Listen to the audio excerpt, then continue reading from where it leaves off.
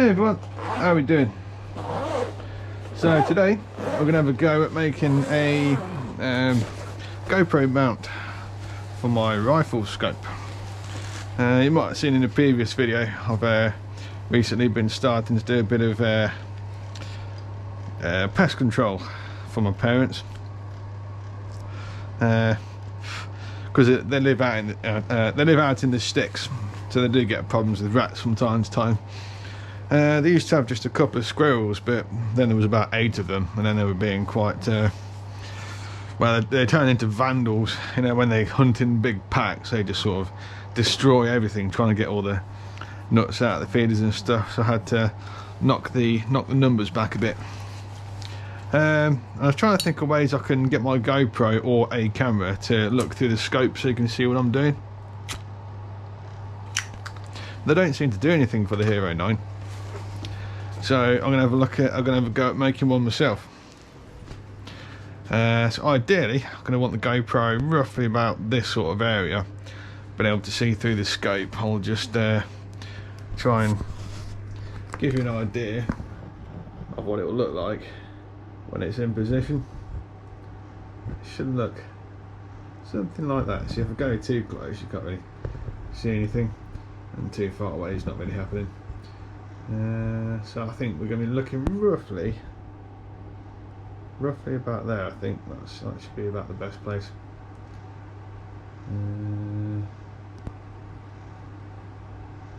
Yeah, we'll have a go anyway, and we'll see what the end product is. It might not even work, but if it doesn't work, I won't upload it. So put it that way. Well, first thought was I could try using what's it called, like an aluminium, because that's quite light. But then the problem is when you go to put it on the scope, you then got the fear of scratching the scope. So I thought about using PVC. So at the time there was an offcut for sale on eBay, some black solid PVC. It's about 100mm wide and about what, 120, I think it's 115mm long. So we can have our tube section here, which is going to slide over the scope. Then over here we're going to have like we're going to use the milling machine to mill out like a rectangular shape to hold the GoPro in. In theory it works. I haven't got a drawing or anything. It's all in my head. I'm just going to sort of go for it and freestyle it and see what happens. I'll set the camera up so you can get a better view of what I'm doing. I'm going to start by making the front section first that is going to hold onto the scope. I'm going to measure the internal diameter, then give it roughly, I don't know, probably about 5 or 8mm around it, just so I can take a bit off later on if I need to. Then chop that bit off. And then make the section for the GoPro. I can't do it all in one go, because then I don't think I'll be able to fit it all on the lathe now, because I'm only going to have, you know, only a few inches of room there.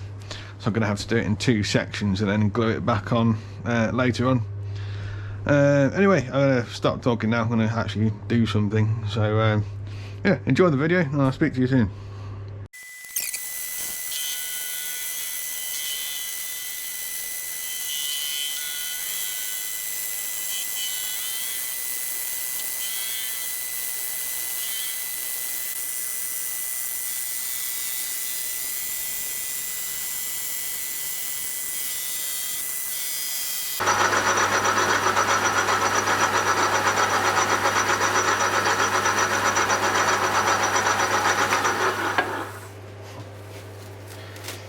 Making a bit of a mess, which isn't a problem.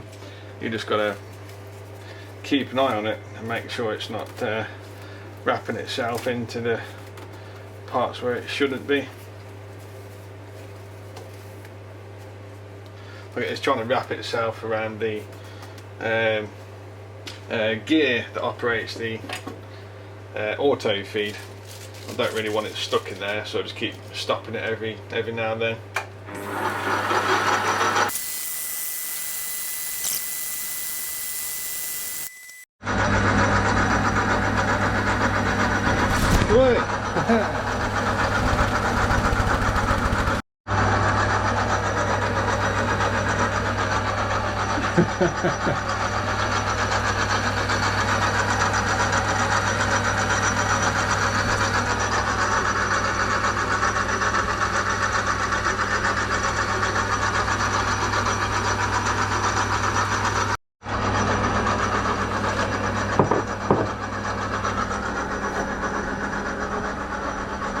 Goes everywhere.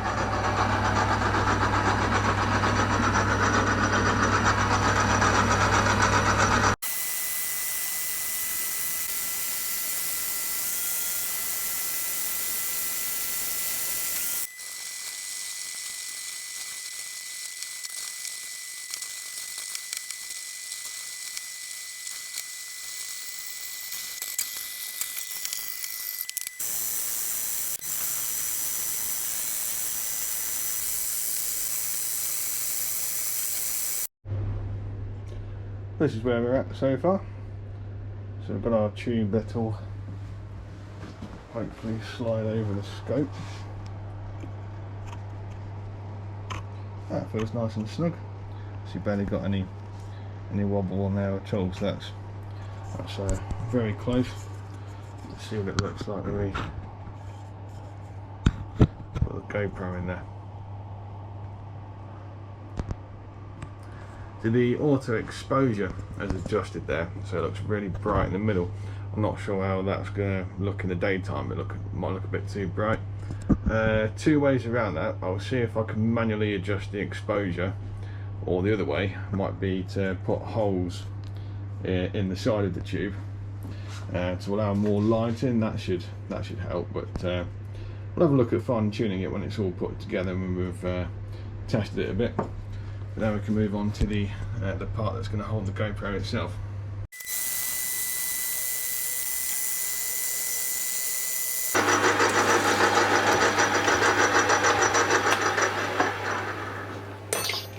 Let's just see where we're at the moment. Want to be at about 32mm. We're on 27 at the moment. You can just about see that, yeah. Well, 28 rather, so a few more passes to go. So now I'm just using the lens so I can score a line around it, and that will show me where I need to cut out on the mill.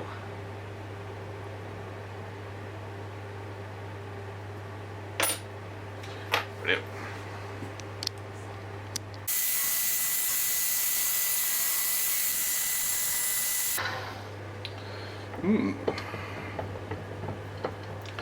Now hopefully that should be a nice snug fit.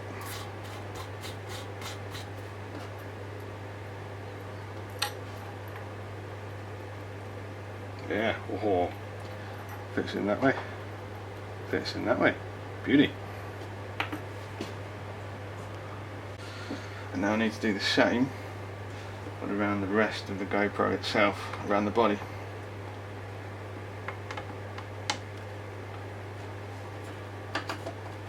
Nice tight fit.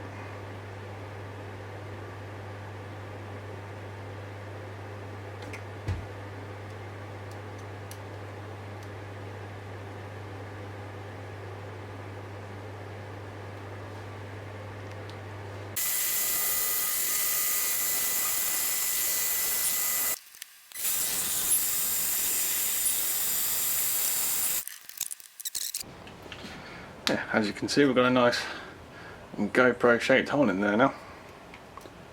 It fits in there beautifully. So now we've just got to turn the face down a bit so we can fix it to our tube. Fast forward a bit, and this is the finished product, which doesn't look too shabby at all, I don't think. Well, it looks a bit weird, but it's because I've used such a big section of PVC. So, proof is in the pudding anyway, so I'll slip you in there and see what you think. Now, I did find out by accident that if you press and hold the middle of the screen in the GoPro, you get a spot meter, so it will focus on the center of the screen. Oops, I've just moved it there. I'll press the little arrow there, that's all set up. Now if I stick you into the scope, let's see what I see. Move it backwards and forwards a bit until it seems to be in the right place. Here we go. And that sits on there pretty nicely so far. So what I'm going to do, in fact I'll explain a bit later on what I'm going to do, just to get that set up. But yeah, so far looking so good, I think. Parents gone away for a couple of days, so I've been asked to keep the bird feeders topped up. But while I'm there, I'll try out the scope as well.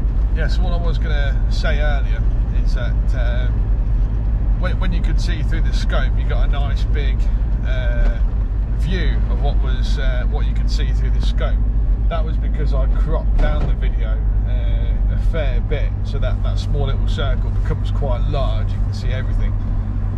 So because of that, I usually record in 1080p. That's more than enough for what I do. But because it's going to be cropped down quite a lot, this is where it would really pay to record in 4K. It will take longer to edit and stuff, but I will most likely won't be using long clips, if that makes sense. I'll be cutting them down and whatever anyway. So I think that's the best way to go, to use a high resolution if you're going to crop it down a fair bit.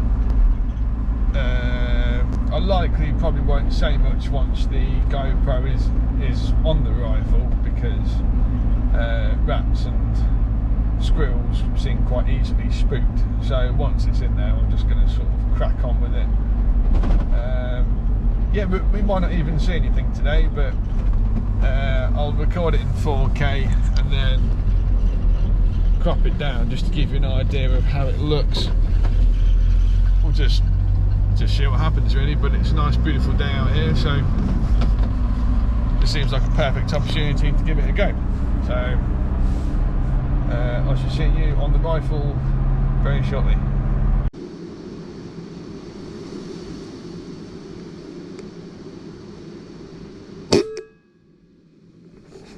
And we got it. Yeah, there she is. Good shot there.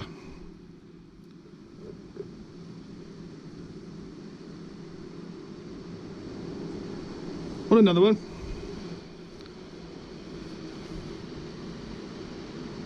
Nah, is that enough? Beauty. That was shot at 24 frames a second on the GoPro. But I believe it can go up to 220 frames a second even in 4K. That is a lot of data, but next time I go out I'll try that, and we might get some interesting slow motion shots just to see if we can learn anything from that. Yeah, I just fed the birds, filled up the bird feeders, then I put a handful of nuts out for that rat, as you can probably see, and then within about 10 minutes it was out looking for food, so that was a good result. That seemed to work pretty well. Got it in the side of the head, nice clear shot, bled out very quickly, twitched about a bit, as rats and squirrels tend to do. They seem to move around for a while, even long after you've shot them. I get the same with fish as well. But all in all, project was a success. It works. I'll get a nice clear view from the back of the GoPro when it's mounted on the scope. So yeah, brilliant. It might be another couple of weeks or something until the rats build up again and start making more families and bringing them over, but yeah, it's just a nice way to do more projects in the workshop and then get out of the workshop as well and do something else.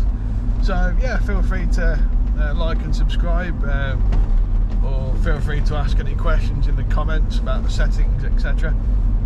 You probably did notice that the scope sort of skewed a bit as well. I think that's because I had the horizon leveling feature on. I just wanted to see what it would do. But otherwise, yeah, thank you very much for watching, and I shall see you again soon, hopefully. Have a good one.